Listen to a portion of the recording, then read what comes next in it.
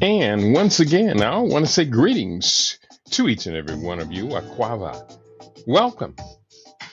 Welcome to another round of the Conscious Roster Report here on LIV Radio, LIV TV here on livinginblack.com. My name is Kedia Wadu, aka the Conscious Roster. Weekday mornings, you and I get together live. We come at you from 9 a.m. Pacific time. That's 12 noon Eastern time.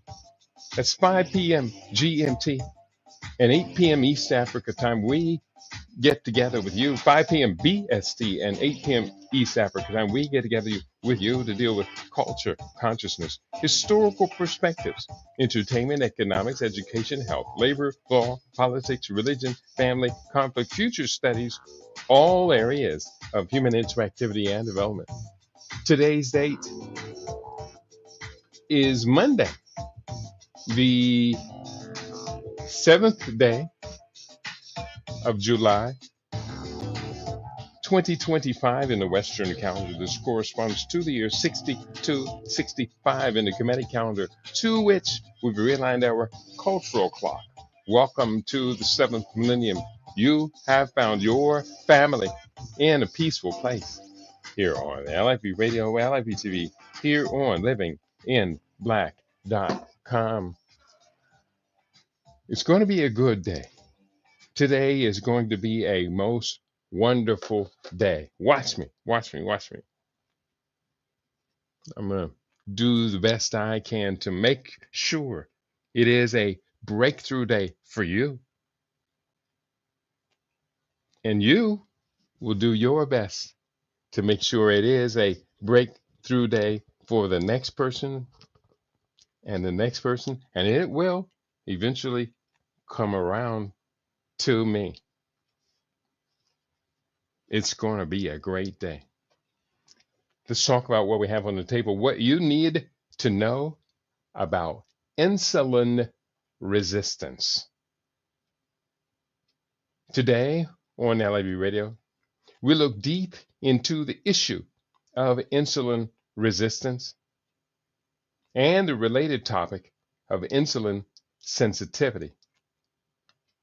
Unquestionably, this is a major crisis in the developed countries, resulting in a pandemic of overweight, obesity, diabetes, cardiovascular diseases, chronic kidney disease, chronic kidney failure, and other metabolic diseases. Despite the proliferation of numerous GLP-1 inhibitors saturating the market, it remains true that our dietary habits, our nutritional habits, remain the primary solution. Today on LIV Radio, let's untangle the mystery of insulin resistance and chronic diseases. That is our subject for today. Now, insulin resistance is much, much broader than what we have been led on to assume. So let's open up our minds. I highly recommend you pull out a notebook and a pen and take copious notes from today's presentation. Let's begin at the beginning. What is insulin resistance? And we're going to start off associating insulin resistance with aging. Insulin resistance is a significant physiological change that occurs with aging, contributing to various age-related diseases and metabolic disorders. As individuals grow older, their bodies become less responsive to insulin, a hormone responsible for regulating blood sugar levels. This decline in insulin sensitivity, this decline in insulin sensitivity is a common feature of the aging process and is associated with an increased risk of developing conditions such as type 2 diabetes, cardiovascular diseases, and neurodegenerative diseases. Several studies have demonstrated that aging is linked to a decline in insulin sensitivity. For instance, research has shown that older adults exhibit reduced glucose disposal rates and impaired insulin signaling, which can lead to metabolic dysfunction. Additionally, the accumulation of visceral fat, that's stomach fat, and the presence of senescent cells with inflammatory properties contribute to the development of insulin resistance in the elderly.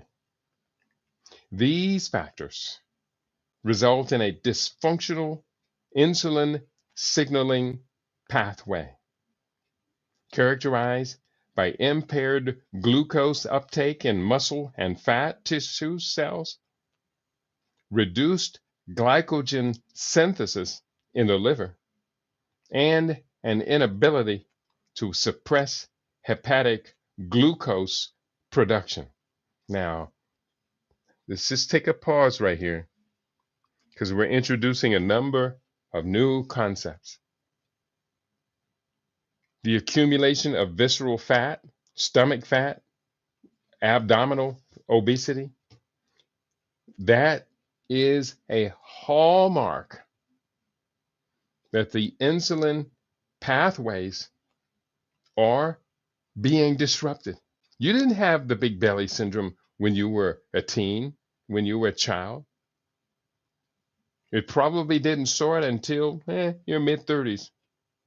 Unfortunately, it's starting earlier and earlier as the population of the country that I live in becomes more and more obese.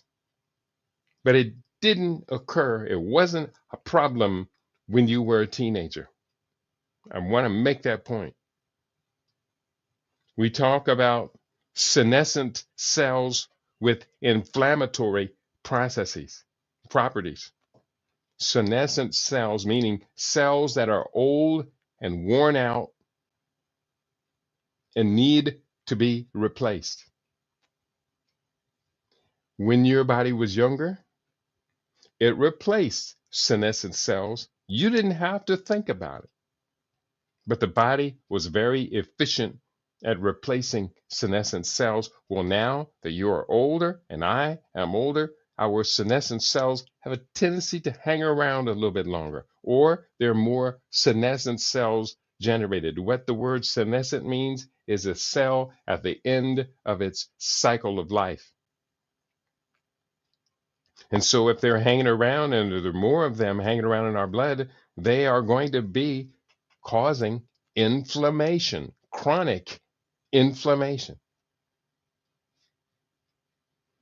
There's also the idea that insulin signaling pathway. You have to understand, insulin signaling pathway is the description of how insulin works throughout a system inside the body. Insulin signaling pathway. So these contribute to impaired glucose uptake in muscle and fat tissues, meaning if the glucose is not uptaked in the muscle tissues, then that means that your exercise activity is inadequate. If you are not exercising, if you are not active, then the glucose is not going to be uptaken in the muscles.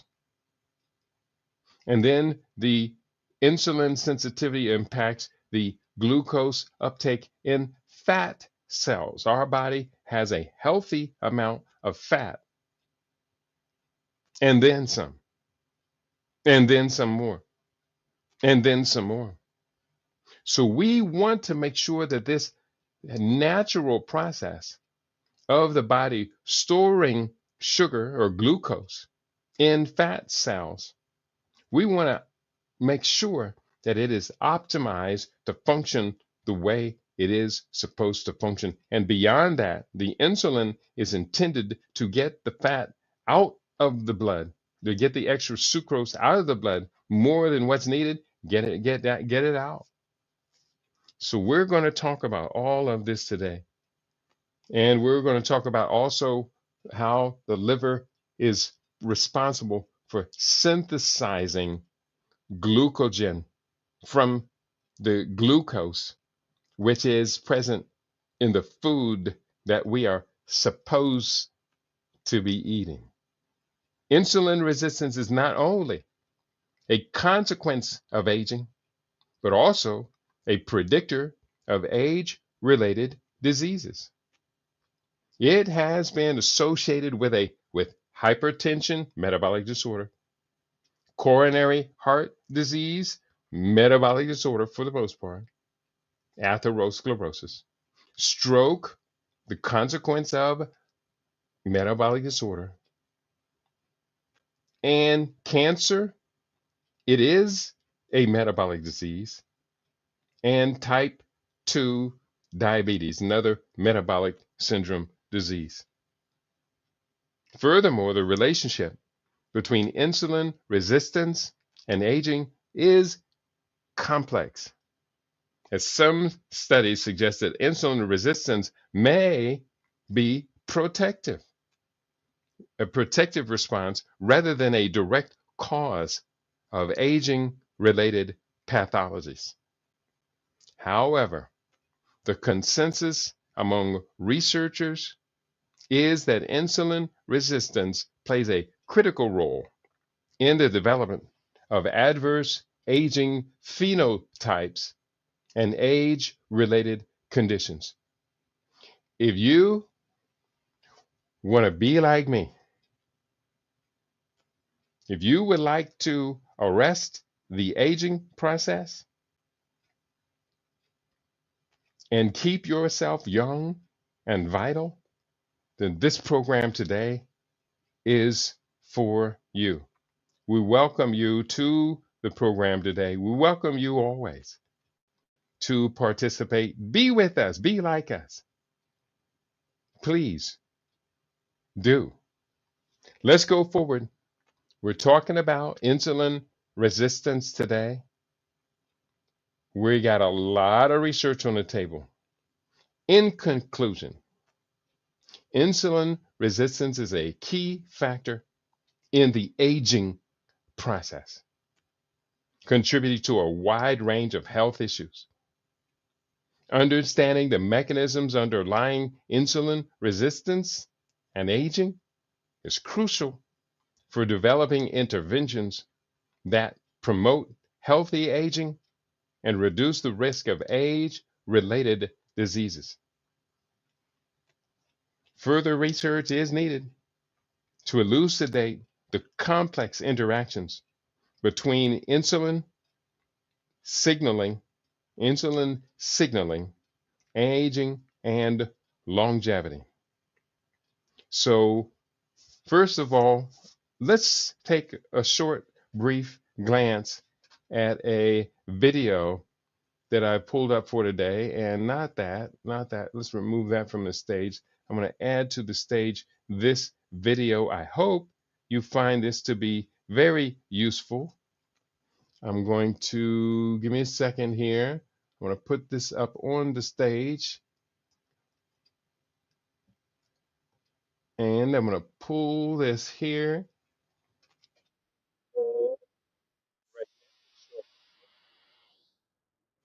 We're going to just neutralize that for a second. And 1 second, we're going to turn on this video. This video is from Dr. Dan Maggs.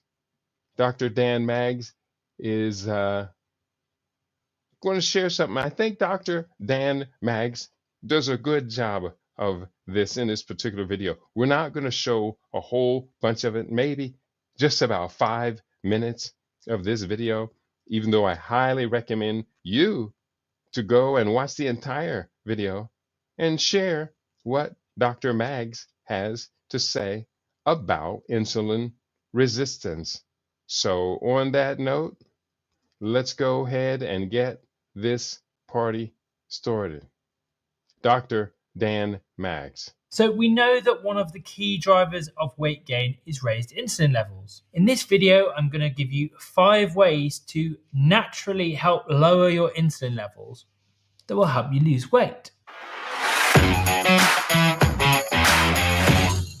Hey Carb Dodgers, my name is Dr. Dan Maggs.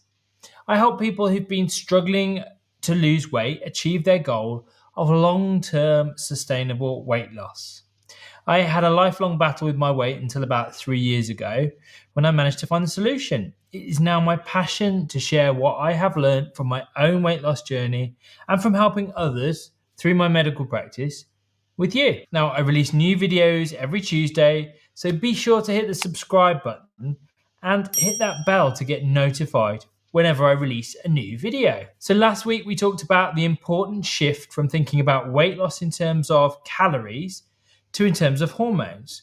And if you didn't see that video, I'll link to it in the description below and up here. In that video, I focused in on the role of raised insulin in weight gain and the importance of maintaining low insulin levels in achieving long-term sustainable weight loss. And in this video, I'm going to give you 5 ways to achieve and maintain lower insulin levels completely naturally, no medications or anything like that. Let's dive straight in with the big one. Number 1, a well-formulated low-carbohydrate diet. So when we look at the overall scientific studies about weight loss, low-carbohydrate diets consistently outperform low-fat diets. And that's not a surprise. Carbohydrates are the main nutrient that promotes the release of insulin in our bodies. If you eat carbs, your blood sugar level rises, your pancreas produces insulin in order to drive glucose into the cells and bring the blood glucose levels back down to normal again. Now, carbs can be found in the form of things like sugar, high fructose corn syrup, added into drinks or into foods during the manufacturing process. But carbohydrates are also found in high quantities in foods like potatoes, rice, pasta, bread, basically lots of white or beige coloured foods. Now, starch is just long chains of glucose molecules strung together, and whenever you consume starch, your body just breaks down this starch into glucose, I'm going to fast which in turn forward. raises your insulin level naturally low, is to introduce fasting into your diet. Now, fasting is the opposite of feeding. Insulin levels will naturally be low when you're fasting, and we all do it every night for at least 10 hours and then break that fast in the morning, hence break fast, breakfast. And fasting has also been a part of many cultures throughout human history. Whilst fasting days have largely disappeared from Western culture, many people around the world still observe fasting days for religious reasons. Extending the time we spend in the fasting state, low insulin levels, leads to longer periods where our bodies are able to access our own stored fat for energy. It doesn't mean we're simply starving ourselves. For example, I don't eat breakfast. In fact, as I record this, it's about 11 o'clock in the morning and I haven't eaten since 7 last night when I had my last low-carb meal. I'm really only just starting to get hungry. So rather than Fast having a forward one more high-carb time. in which we can keep our insulin levels naturally low is through exercise. Now, exercise is fantastic in so many ways, but when it comes to weight loss, there is some effects of exercise that I think are far more important than just burning calories. On that note, think about it. Have you ever been hungry after exercise? Of course. You burn more energy and your hunger increases to compensate. Hunger is just your body's way of trying to correct the imbalance that you've created. Fast forward one more time, and it appears that there is a commercial interrupting it. Let me This is an FAQ of my bypass very this popular vitamin commercial, D. if you would please. This is Dr. Berg, who we do share his information quite often. We don't want to do that right now. We're going to go back to this one. I'm going to And it fast might not be forward one immediate. more It might time. is to reduce stress. Now, a little bit of stress can be a good thing. It prepares our body for action by doing things like raising blood glucose levels. In short bursts, at the right time, that is normal. But being stressed for long periods of time will cause persistently raised blood glucose, which will mean that your body needs to produce more insulin in order to respond. Now, we're not designed to live in a constant state of stress. And if you are, then this could seriously undermine your weight loss efforts. Now, I And can't one give you more a one time. size. The fifth There's a recommendation. reason for people who work night shifts are significantly more likely to be obese than people who don't. Sleep deprivation causes excess glucose levels. You're putting your body under stress, and your body will produce more insulin in response to this. It also affects other hormonal systems. It reduces the amount of leptin, one of the hormones that controls our hunger. We're just more hungry after a poor night's sleep. And we just make better decisions about nutrition when we're not tired. I remember as a junior doctor doing long shifts at the hospital. I used to make terrible decisions about food, mainly because I was exhausted. Now, if you're serious about weight loss, then you must make getting enough sleep a priority. Now, we often say 8 hours. Some need more, some need less. Really, you need what you need. Now, you might be able to get away with sleep deprivation in the short term, but longer term, it will catch up with you. So, there you have it. The top 5 ways for reducing insulin. Number 1, low carb diet. Number 2, intermittent fasting. 3, do some exercise, particularly strength and high intensity exercise. Number 4, stress reduction. And number 5, get enough sleep. Now, these are not only my 5 insulin.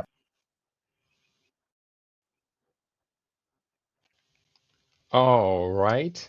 We did share that video. I hope you found it to be very useful. I have another piece of video. I'm not going to share it here on the radio, but we did take extensive notes, and I am going to share this other video with you, our listening audience today. So here, let me just, the next video is also, it's up on YouTube, and it is from the Sugar MD. So I'm just going to share that link, and then you and I are going to go back into my notes, extensive notes that I made while going through today's critical lesson. If you're in the house today, can I get everyone to hit the like button? I'd love it if you would like the show.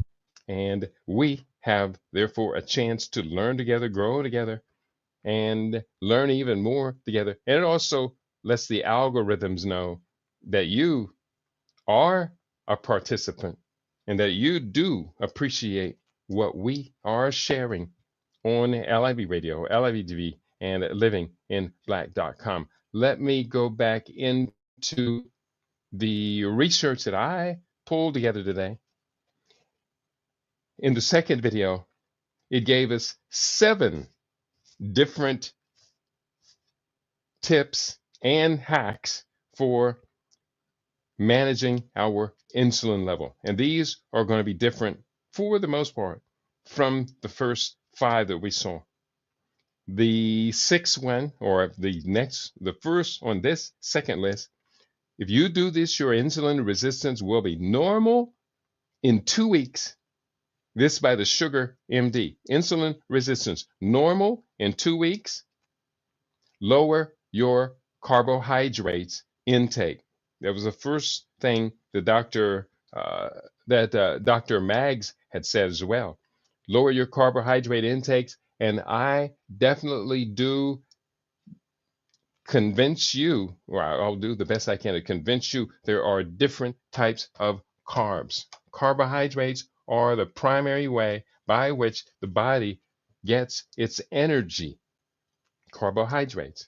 But people are eating refined carbohydrates, processed sugar, processed wheat products, sugary sodas, fizzy drinks, etc., pastries and pies and cakes and all kind of stuff. Churros. No, no, no, no, no. That's the worst kind of garbage you could ever eat. Refined, processed, highly processed carbohydrates. So, number one, lower your carbohydrate intake. Number two, consume apple cider vinegar. What I do is I have these 16-ounce bottles of water. I consume 6 of these throughout the day. I'll drink 2 that. Mm. And what I will generally do in the morning is I'll fill up my 16 ounces of water and leave about room for about 1 to 2 tablespoons of cider vinegar, the mother culture cider vinegar. I'll leave space for that in the top. Top it off with that, shake it up, and drink that. Be my first drink of water for the day. You can drink it overnight with baking soda, and it does some wonderful things for your body. We've gone through that on previous days. We'll go through that again here soon so everyone can be up on that, because you've been seeing a lot of these commercials on YouTube and other places that say, well, this one trick can fix everything. This is a secret. No one wants to know. Do this real quick before they're forced to take it down. Whatever. Baking soda and mother cider vinegar are good. They're good in combination. It's not real complex on how to do it. You just drink it, but it must be part of a complete nutritional program. And that's what the commercials don't really tell you. Number 3 on this list, control your portion sizes. People talk about coming to America. Americans have the biggest portions we've ever seen on a plate before. Yeah, because the Americans overeat. And the portion sizes are much too large. So control your portion sizes. Next, number 4, increase your physical activity level. Increase your physical activity level. Personally, I getting great satisfaction out of my activity level. I do my 20 minutes of core exercises and right now the 20 minutes of core exercises is more like 30 minutes because I'm in my summer fast and I'm increasing my reps every 2 days. So this morning I was at 190 core of the 3 different core exercises. So do your core. I do my core. I went outside. I ran and walked for 20 minutes. That's HIIT. Later, I will do 2 sets of push-ups. And yesterday, for the first time in maybe close to a year, I did 300 in the first set of push-ups. I did 2 sets, 300 and 200, taking me right to my 500. And that makes me feel really, really good. So get your exercise in, increase your physical activity, whatever your level is. You don't have to do what I do, but you do have to do something. And according to your health status, however healthy you judge yourself to be, you need to make appropriate that you do challenge your body to that level. Include Ceylon cinnamon to your diet. Ceylon cinnamon, more so than other cinnamons, the Ceylon cinnamon has been shown very clearly to modulate insulin levels and increase your body's sensitivity to insulin. So when you have your green tea, when you have a smoothie or whatever, make sure you put a good teaspoon of Ceylon cinnamon in it as well. Number 6 on the list, intermittent fasting. That was the same thing he said in the first one. Intermittent fasting is a good thing. It's a great thing. It's good for your body. It's good for longevity. It's good for your stem cell rejuvenation and regenerative medicine. Intermittent fasting works. Caloric restriction and intermittent fasting really does work. And it's not so hard to get into. The idea of eating 3 big meals a day is not true. So with intermittent fasting, I usually eat my first meal sometime between 12 noon and 1:30 p.m. So, and then I will adjust the end of my eating period according to when I started eating that day. So if I started eating at noon, I strive to finish eating by 6 p.m. If I started at 1:30, then I will finish by 7:30 p.m. A 6-hour window, 18 hours of not eating and 6 hours of eating does my body really good. And even then, while in the middle of that fast, that intermittent fast, I'm still doing my exercises. That's a good thing. And number 7, consume fatty fish, which means to me, since I am a vegan, I do not eat fish. Increase your levels of essential fatty acid foods. And I definitely do agree. Essential fatty acid foods, chia seeds, flax seeds, hemp seeds, hemp oil, flaxseed oil. Essential fatty acids can be found in different olive oils and black seed oil. It's all excellent, excellent, excellent. I do not eat fatty fish, but I like all the things that the fatty fish eats. So sea vegetables are a good way of getting in your essential fatty acids. And I do definitely agree. You and I need to get our essential fatty acid levels up to keep our insulin levels regulated. 10 key points about insulin resistance. Let's do that. This was taken from a web search. No, it was taken from an AI web search. Give me 10 key points about insulin resistance, and it spit them back. Absolutely, here are 10 key points about insulin resistance, a condition that plays a major role in metabolic health and chronic disease risk. Number 1, what is insulin resistance? Insulin resistance occurs when your cells stop responding properly to insulin, a hormone that helps move glucose from your blood into your cells for energy. Number 2 on the list, how it develops.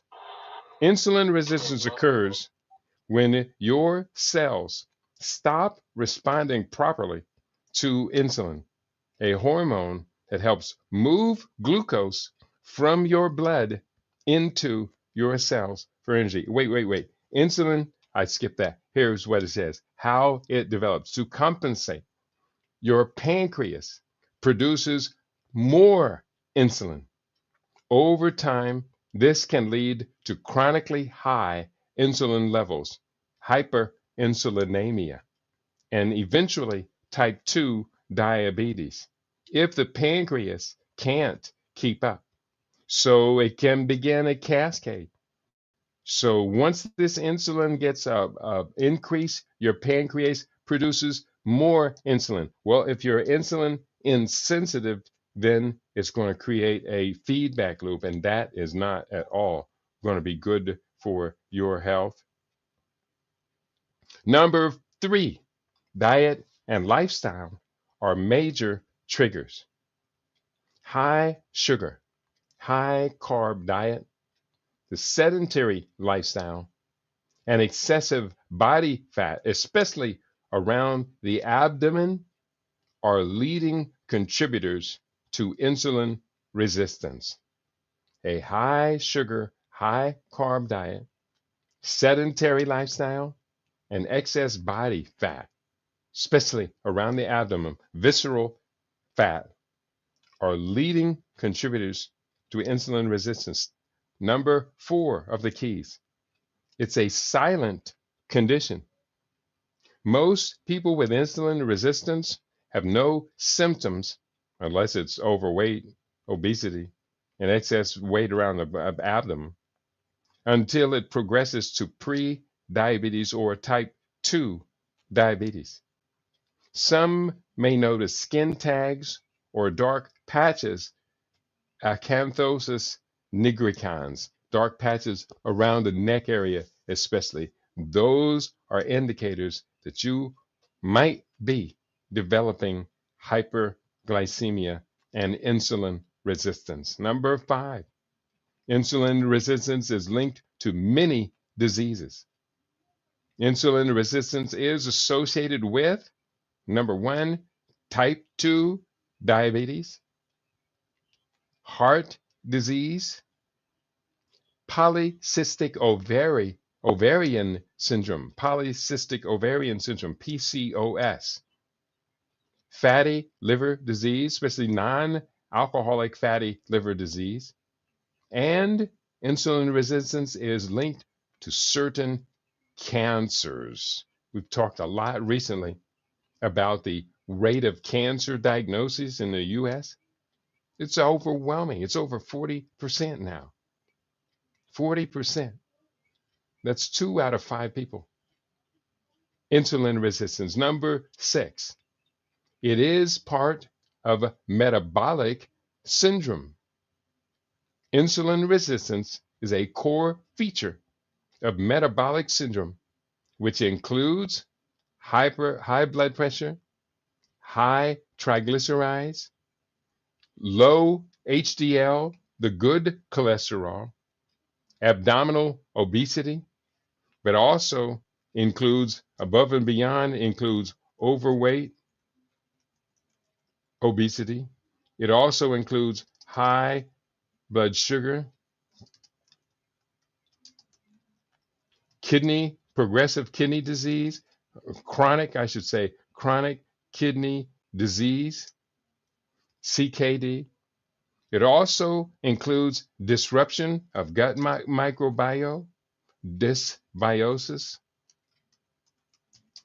cancer, and non-alcoholic fatty liver disease. Those are your metabolic syndrome diseases. Number 7, exercise improves insulin sensitivity. Physical activity, especially strength training and aerobic exercise, helps your muscles use glucose more efficiently and reduces insulin resistance. That's pretty good, isn't it? Number 8, weight loss can reverse it. Losing even 5 to 10% of the body weight can significantly improve insulin sensitivity and reduce the risk of developing type 2 diabetes. That's pretty good. Number 9, it has a genetic component. Now, listen. Family history, ethnicity, example given, Hispanic, African American, Native American, and certain genetic conditions can increase your risk, even if you are not overweight. So we do know that certain groups, Hispanics, African Americans, many Pacific Islanders, have a tendency to be overweight. If it's cultural, we can accept the social status, but it does not do anything to help your longevity or your physiology. Think about it. It's very important. It has a genetic component. Doctors will tell you that the genetic component overrides everything else. I do not agree with that. And number 10, Insulin resistance can be detected with blood tests. Tests like your fasting insulin levels, HOMA IR, glucose tolerance test, and A1C can help assess insulin resistance, though is not always routinely screened. So insulin resistance is a complex condition in which your body doesn't respond as it should to insulin.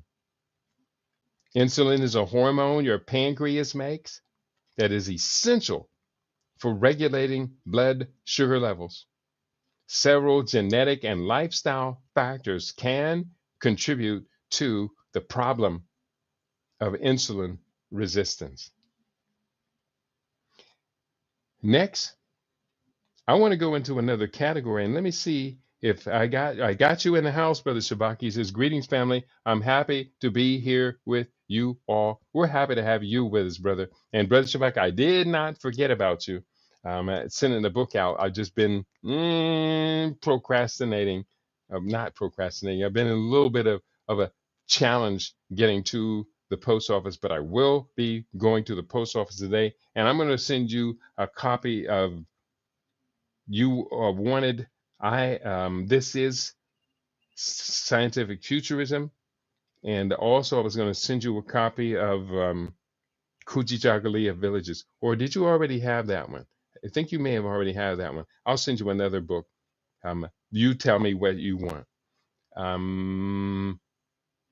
Great to have you in the house, Brother Shabaka. You know I do admire and appreciate you for all you do. You do a lot for your people, for me, for us, for this family, for which we are eternally grateful to have you with us. Continuing, anybody else out there want to say hello to Brother Shabaka or to myself? We welcome your word, your thoughts in the process. We are today talking about what you need to know about insulin resistance. Now, I'm going to go into another area here. You're going to find this one hopefully as fascinating as me. Alzheimer's type 3 diabetes. Ooh, Alzheimer's disease has been referred to as type 3 diabetes, quote unquote, due to the observed similarities between the disease and diabetes, particularly in terms of insulin resistance and signaling abnormalities in the brain. This concept suggests that Alzheimer's represents a form of diabetes that selectively involves the brain and shared molecular and biochemical features with both type 1 and type 2 diabetes. Now, I'm going to take a side note here real quick, and I'm going to come right back. Because when I had pulled this research, 2 years or so ago, over 2 years ago, and we went with it.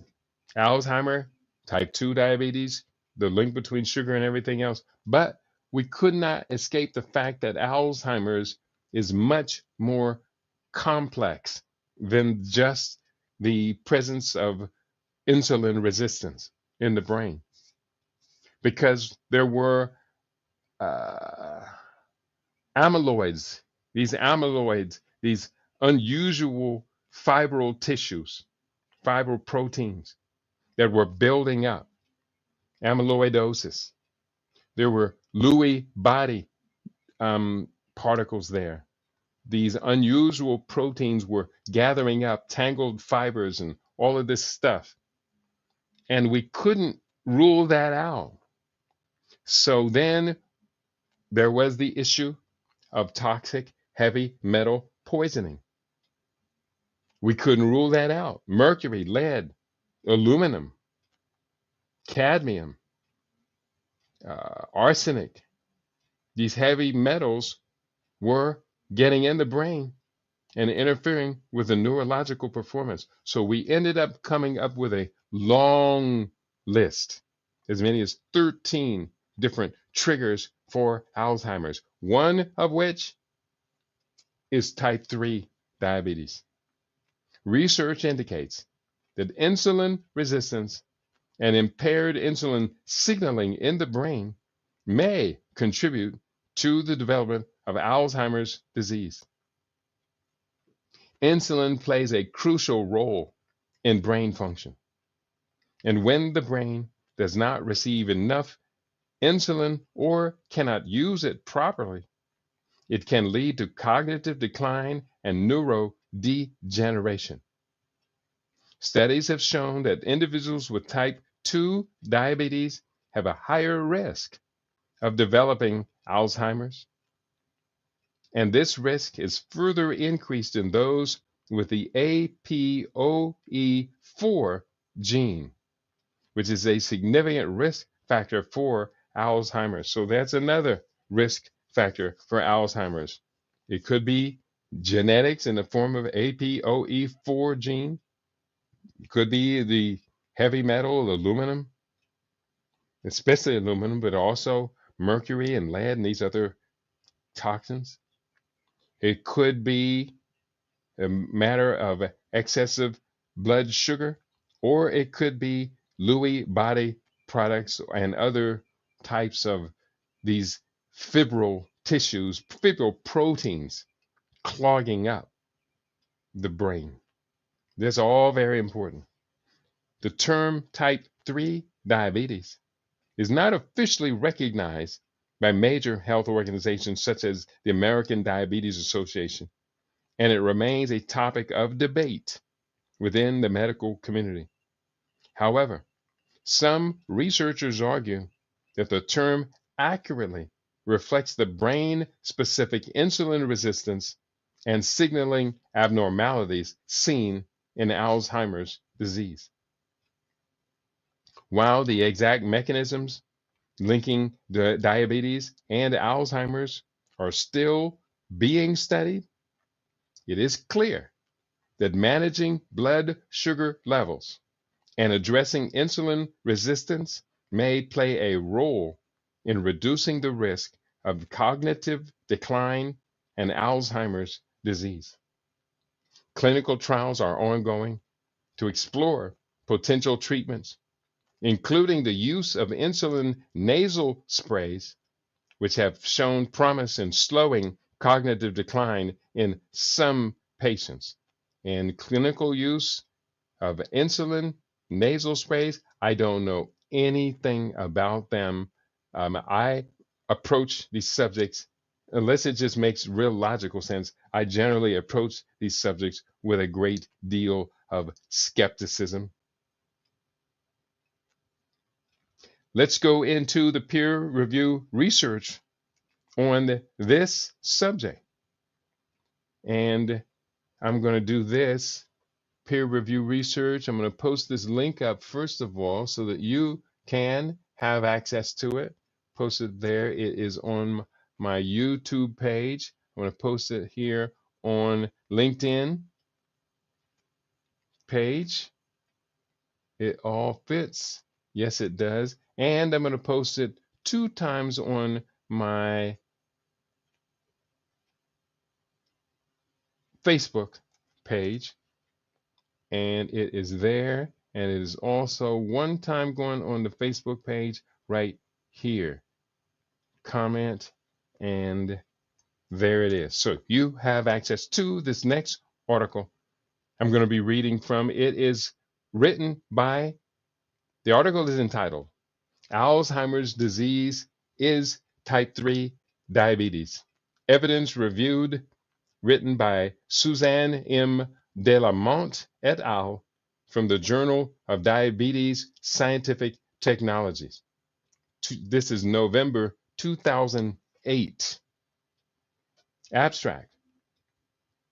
Alzheimer's disease, AD, has characteristic histopathological, molecular, and biochemical abnormalities, including cell loss, abundant neurofibrillary tangles, dystopic neurites, amyloid precursor protein, that's amyloidosis, and that's related to the neurofibrillary tangles.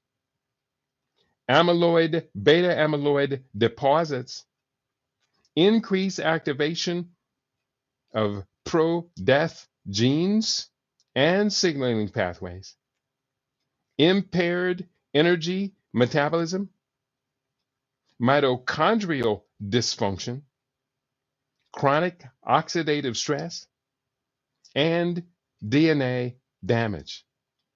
Those are all the mechanisms they open their abstract with, suggesting there are links to all of these mechanisms, some of them related, and Alzheimer's disease. Continuing, gaining a better understanding of Alzheimer's disease pathogenesis will require a framework that mechanistically interlinks all of these phenomena. I do definitely agree with you. Currently, there is a rapid growth in the literature pointing toward insulin deficiency and insulin resistance in the literature, pointing toward insulin deficiency and insulin resistance as mediators of Alzheimer's disease type neurodegeneration. But this surge of new information is riddled with conflicting and unresolved concepts regarding the potential contributions of type 2 diabetes, myelitis, T2DM, metabolic syndrome, and obesity to Alzheimer's disease pathogenesis. Herein, we review the evidence that 1. Type 2 diabetes causes brain insulin resistance, oxidative stress, and cognitive impairment, but its aggregate effects fall far short of mimicking Alzheimer's disease. 2. Extensive disturbances in brain insulin and insulin-like growth factor, IGF-1, signaling mechanisms represent early and progressive abnormalities and could account for the majority of molecular, biochemical, and histopathological lesions in Alzheimer's disease. 3. Experimental brain diabetes produced by intracerebral administration of streptozotocin. Oof. So intracerebral administration, now obviously this is experiments on animals, of streptozotocin shares many features with Alzheimer's disease. And let me keep going. That was number 3. Number 4, experimental brain diabetes is treatable with insulin sensitizer agents, i.e., drugs currently used to treat type 2 diabetes mellitus. We conclude that the term type 3 diabetes accurately reflects the fact that Alzheimer's disease represents a form of diabetes that selectively involves the brain and has molecular and biochemical features that overlap with both type 1 diabetes mellitus and type 2 diabetes mellitus. Now, that was quite a bit. They listed 4 different mechanisms and pathways. Now, recall, you and I, in our studies, we listed 13 possible pathways, including genetics, including all of these that were mentioned as the cause of Alzheimer's disease or contributing to Alzheimer's disease, let me say. So we are on it. They are on it. You want to protect your best self-interest. You do not ever want to be diagnosed with Alzheimer's disease. I do not ever want to be diagnosed with Alzheimer's disease. So we are moving forward. We are creating our plans. The best thing about it is, I got your back on this. You and I can have a 1 hour conversation. If you are already experiencing cognitive disorder, if you are experiencing a lifetime or now going on much of your life, and now you are diagnosed, burdened with the diagnosis of type 2 diabetes, you have experiencing these metabolic syndrome diseases, I got you. I got you. You need to get yourself on the right pathway. I feel very confident in my ability to bring you viable, workable solutions. Let's do another research on this. I'm going to put up this link as well. And we have another article. And I see you in the house in Guvu. We'll get to you in just 1 second. Let me just paste this up while I have this on my mind. Comment. And we're going to do one more.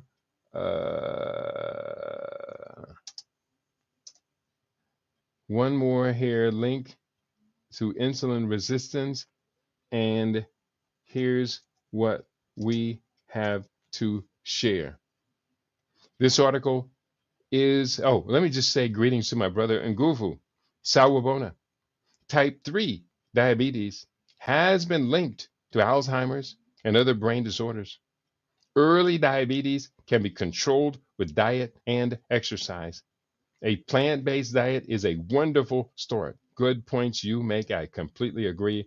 He writes, clean living, exercise, and diet also helps, but it's a full-time effort that once changed will be life-changing. You are so right. 100%. I see you also in the house, Brother Ed L. Mackey sends his greetings. Great to have you all in the house today. It's building up to a nice audience for Monday. That's a good thing. And what you need to know about insulin resistance, I contend that this may be the big key that so many of us have missed. When we see that insulin resistance is related to so many different diseases and disorders, we missed it.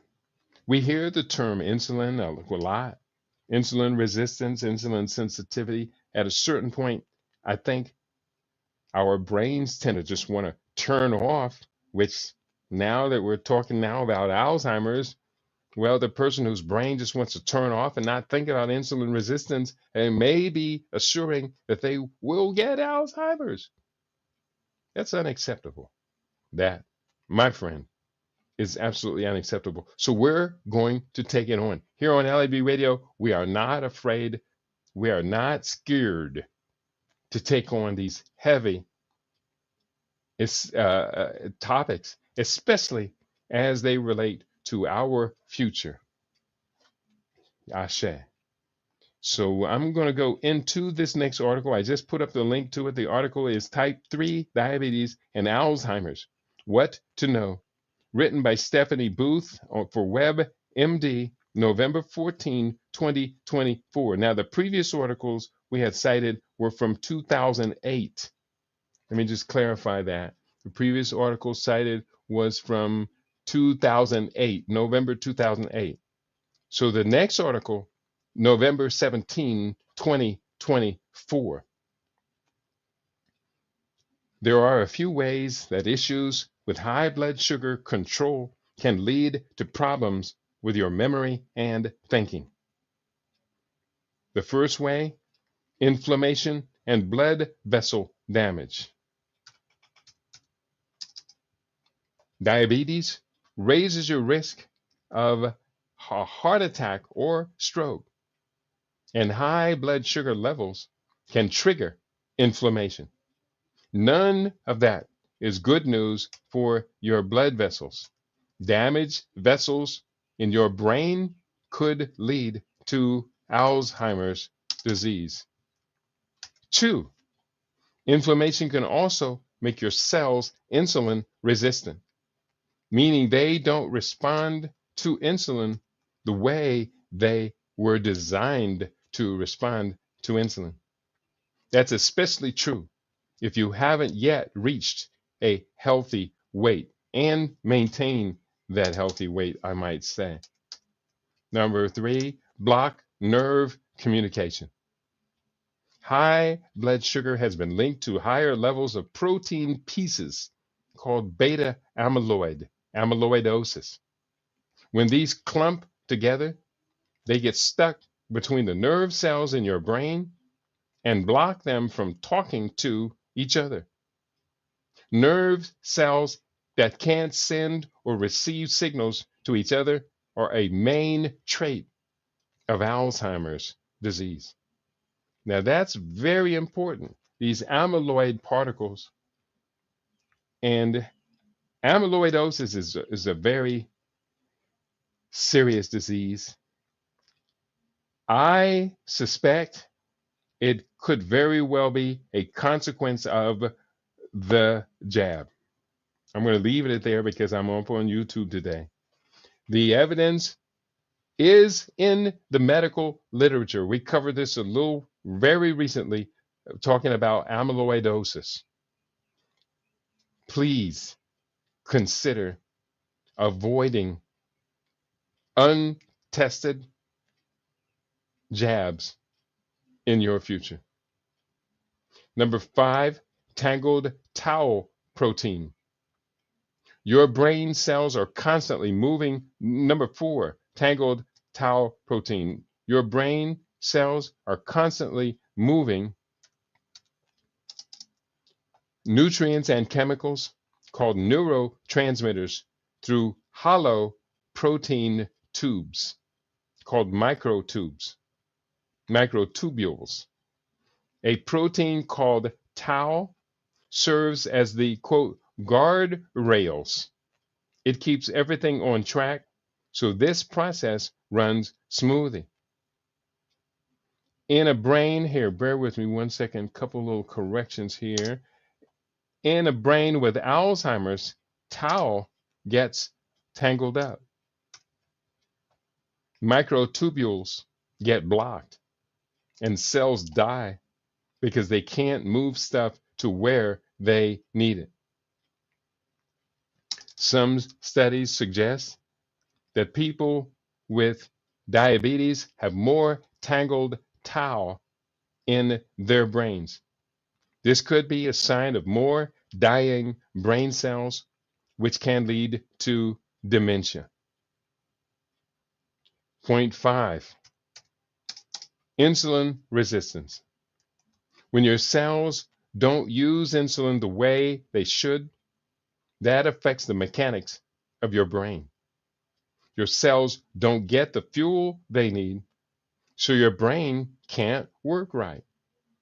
Your blood sugar goes up, and over time, that can cause harmful fatty deposits in your blood vessels. Too much insulin can also throw off the balance of chemicals in your brain. Insulin resistance in the brain is at the heart of type 3 diabetes research. When your brain stops responding to insulin or using it well, this could set the stage for many of the same issues as above, like inflammation and blocked nerve communication.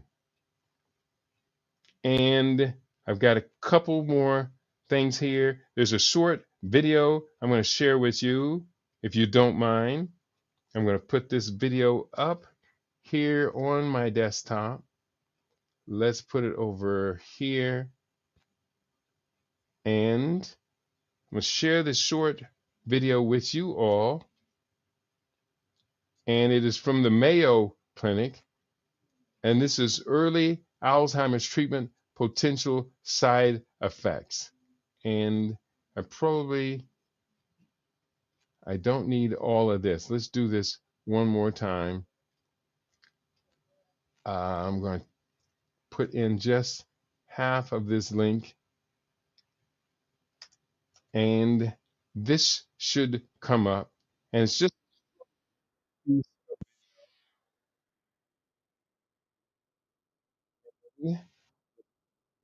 this is about 11 minutes long, so it's a little bit longer than what we're going to be able to share, but we're going to share it anyways. This is one of my favorite internet-based web researchers. This is from Dr. Berg. So one time here, click that, present this screen, share the screen. The real cause of Alzheimer's from Dr. Berg. I'm going to add this to the stage. Let's take a few 5 minutes or so and let's scan through this video. Let's talk about Alzheimer's. There's some recent information that I want to share with you that debunks this idea of amyloid plaquing causing Alzheimer's. There was a whistleblower, Professor Matthew Schrag, MD, PhD, who did a deep dive and analysis on a foundational research study that was done in 2006, linking that amyloid plaquing in your brain to Alzheimer's, okay? Now you have to realize that all the funding and the studies after that was based on this study. And if I'm not mistaken, they actually injected this amyloid plaquing into the brains of animals, and then they got dementia. So that was a study that a lot of research were looking for to be able to continue their research, because so many studies at the time did not show positive improvement when they tried to lower plaquing or trying to block plaquing in the brain. So in other words, this theory of plaque causing Alzheimer's just never took off. It never showed results. And very unfortunately, a lot of people are depending on research to come up with an answer, a cure, a solution for a long time. And basically for decades, they've been focusing on the wrong target. A similar thing happened with this cholesterol, being the bad guy. This hyper focus on cholesterol is the root of your heart problems, has been going on since the 50s, all based on some research in the 50s, where they selectively omitted certain information out of that study, which gave you the different conclusion that cholesterol was bad. And of course, it also happened with this theory of depression being a chemical imbalance. They recently found that there's no evidence showing that people who are depressed have a chemical imbalance, the very foundation that all these drugs are based on. Now, before I get into what I believe is causing this problem, let's first talk about the early symptoms of Alzheimer's. You have a problem remembering recent events, okay?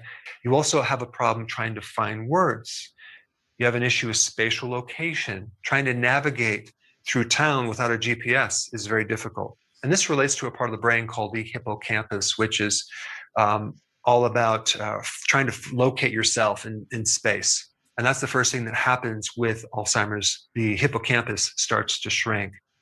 You also tend to get a loss of smell and also mood swings. So to figure this problem out, we have to first look at what we truly know, okay? Well, we do know in Alzheimer's that the brain does shrink, and it starts off with the hippocampus.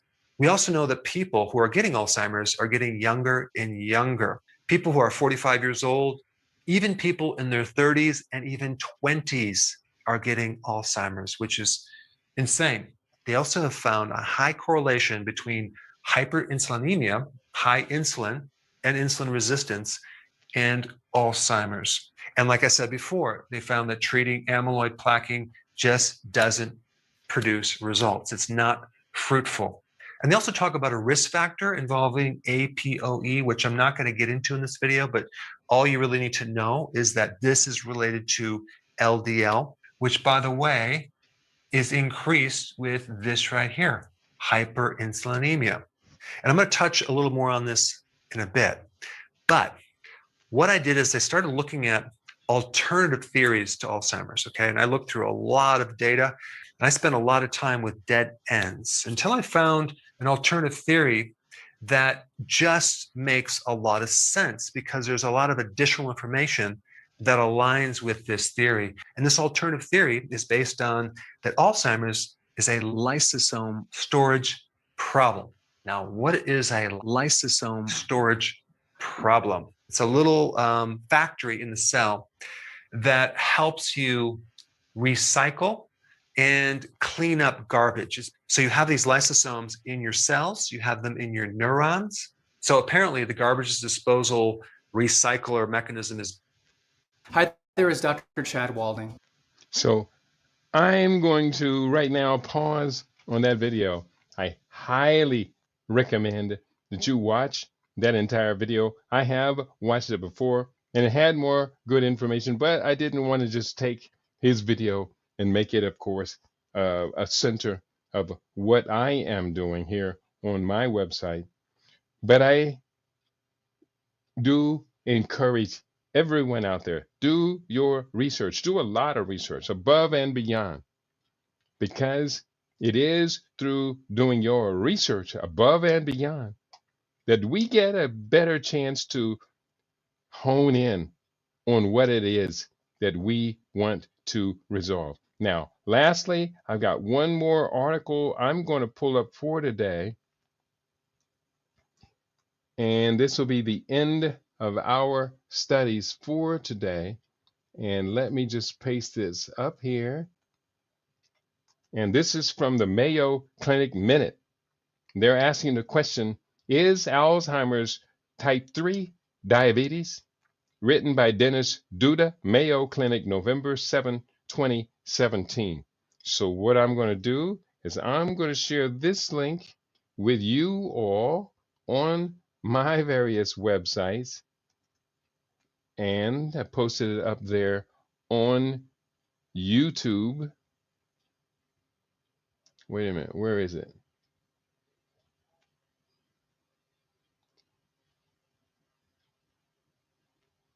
Wait a minute, one sec.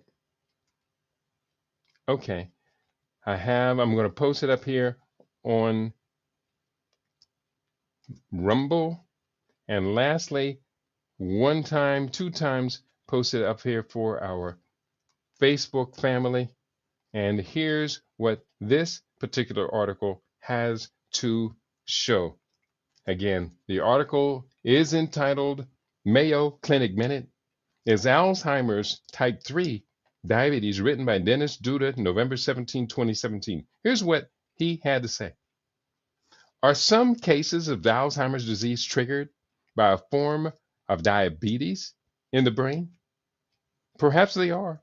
According to researchers, Mayo Clinic's campuses in Rochester, Minnesota, and Jacksonville, Florida, recently participated in a multi-institution clinical study testing whether a new insulin nasal spray can improve Alzheimer's symptoms. The study has furthered our understanding of the gene that is the strongest genetic risk factor known for Alzheimer's disease, says Dr. Guojun Bu, a Mayo Clinic neuroscientist. About 20% of the human population carries this riskier form of the gene APOE, also called the E4, unquote, says Dr. Bu. It is believed that more than 50% of Alzheimer's cases can be linked to APOE4, according to the study, which was published in Neuron. Now, I'm a little skeptical about this study because APOE4 gene is not involved in all cases of Alzheimer's, and not all people with the gene will go on to develop Alzheimer's. So association is not directly causation. The article goes on. It is an accepted fact that people with type 2 diabetes have a higher risk of Alzheimer's disease. One reason may be reduced blood flow to the brain because of damaged blood vessels, Dr. Blue explains. And therefore, the supply of essential nutrients to the brain is also impaired. Dr. Bu has found genetics may also be to blame. A variant of the so-called Alzheimer's gene APOE4, seems to interfere with the brain cell's ability to use insulin, which may eventually cause the cells to starve and die. Officially, it's called unofficially, it's called type 3 diabetes. What it refers to is that their brain's insulin utilization or signaling is not functioning. Their risk of developing Alzheimer's disease is about 10 to 15 times higher. Research wondered if it is diabetes of the brain, could insulin delivered in an intranasal mist help patients? The results of a phase 2 clinical trial have raised hopes. The outcome is very positive. The patient's cognitive decline is slowed, if not improved. The multi-center research study will now expand into a broader phase 3 trial with the backing of the National Institutes of Health. So that brings you up to date on that. Now, that article was dated 2017. So one might think that the phase 3 trials would have long been completed by now. And I have heard nothing of this any further in the future. So one never knows, does one? But I do know one thing. You and I had better come up with a solution to this crisis. And we better do it now. If you heard anything today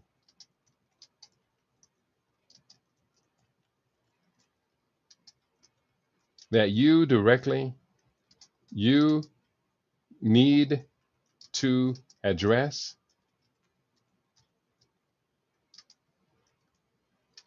bear with me, then text me.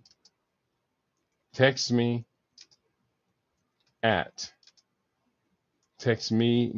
not text me, text me at 702-580-0662. And I will call you back and you and I will talk. We will need to talk about what is happening inside your body. You can tell me your conversation is, of course, held in the most trusted confidence. But you're going to need to address this situation. And you're going to need to address it with the confidence that you are on the right track. What we talked about with this insulin resistance and metabolic syndrome and everything, this is relating to everything. Cardiovascular disease, Alzheimer's, diabetes, hypertension, metabolic syndrome diseases, cancers, non-alcoholic fatty liver disease, pancreatic function. Your beta cells in your pancreas may need to be rebooted. How are you going to reboot it? Hey, how about with the stem cell revolution? Reboot your hepatomatic,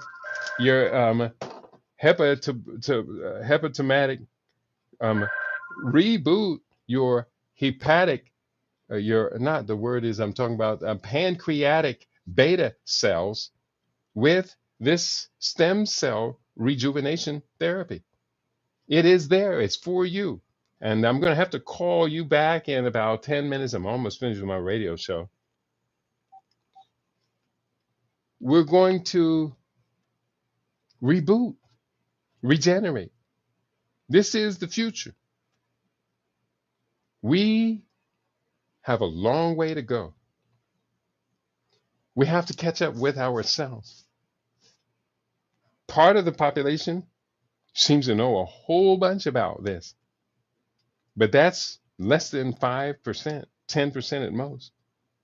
Some people have a good discipline and they're still in their youthful body and they carry that youthful discipline and they're able to manage all as much of this as possible. I still contend that the dietary patterns many of us are on, even when we're in our young years, when we're in our prime, the dietary patterns are sick. and disease causing. But we want to get this right, don't we? We want to get it right. If you, someone you love, want anything to be addressed, let me have 1 hour of your time. You can have 1 hour of my time. We will negotiate. And that 1 hour, I'm going to tell you, based upon what you tell me, I'm going to tell you what's going on with your body. And better than the doctor, I'm going to tell you how to correct it. And chances are there will be no drugs involved. I don't use drugs. I use food. Food is nature's most perfect medicine. What I said food is nature's most perfect medicine. Let me write it down. Food is nature's most perfect medicine. That's true. And now you know, now that we know, we have to ask the question, are we prepared? Are we preparing ourselves? Can we use nature's most perfect medicine to correct our issues? And Guva says heart disease, cholesterol has also been linked to T3. That's type 3, I'm assuming. And yeah, they are all connected. I hope we did a good job of connecting everything together today. It's all related to insulin resistance, type 2, type 3 diabetes mellitus, type 2 diabetes mellitus, type 1 diabetes mellitus is insulin insensitivity. We know how to make the body respond to insulin. We talked about those changes we're going to make, including there were 5 principal categories. And those 5 principal categories, you got to change the nature of the carbohydrates you consume. Intermittent fasting, go longer periods with no glucose in your blood.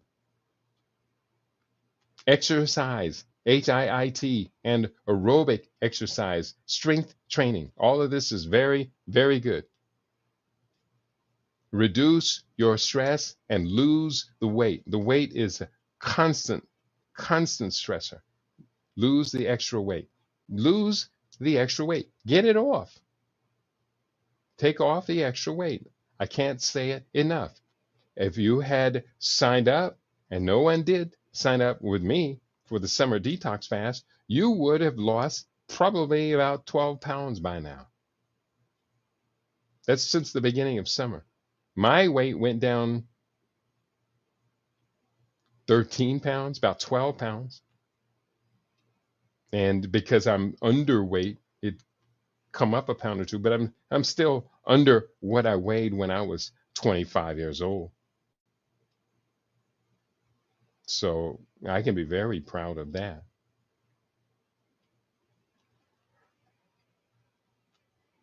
I want you to succeed. Do you want to succeed? Me wanting it for you is not good enough. You needing it for you is what is needed. I want to thank you all for tuning in today. For everyone who commented on it. And Guvu is in the house. He's on his research. He said atorvastatin is what is currently being prescribed. I don't like anything that ends with statin. That's a cholesterol drug and has to do with your imbalance in your essential fatty acids. How do you avoid cholesterol drugs? Consume more fatty acids. Let your body manufacture what it needs. Clean living, exercise, and diet also helps. That's good. Nguvu, thank you. He contributed too today. Maybe I'll have to have you on one day as a guest, Nguvu. Drop me an email at kitty at chefkitty.com. And maybe you will be my guest one day. I like having my listening audience on with us. Ed L. Mack is in the house. Shabaka is in the house. And everybody else. Thank you all for tuning in today. You've been tuned into your favorite. We aim to be your favorite. We are LIB Radio, LIB TV. We are livinginblack.com. And on that note, I think we've pretty much gotten through today's conversation. So I'm going to just share a screen as we go out. I think I am. No, I'm not. I'm going to go out of here. Thank you all for tuning in today. But bear with me. Something happened last week, and I have not been able to configure Rumble and OBS to work with it. Not Rumble, StreamYard and OBS to work together. They worked together for the longest time. Then last week, 4 or 5 to 6 days ago, they quit working together. And I saw StreamYard was trying to work on it for a day or two. I have not been able to figure it out. I tried for 20 minutes this morning, and I tried yesterday morning, and I'll try again this evening or tomorrow morning. And what the fact of the matter is, we are going to make a great, great change in our people's destiny, in our people's health fate. That's what we're here to do. And we're going to do it successfully to the very best of our abilities. You've been tuned into your favorite. We aim to be your favorite. We are LIB Radio.